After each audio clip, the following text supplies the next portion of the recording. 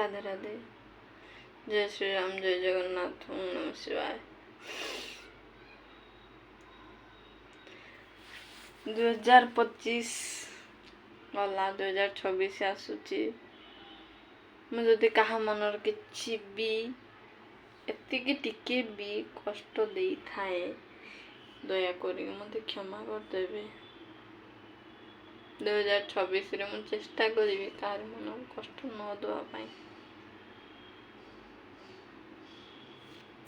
କାହିଁକି ନା 2025ରେ ବହୁତ କଷ୍ଟ ପାଇଛି।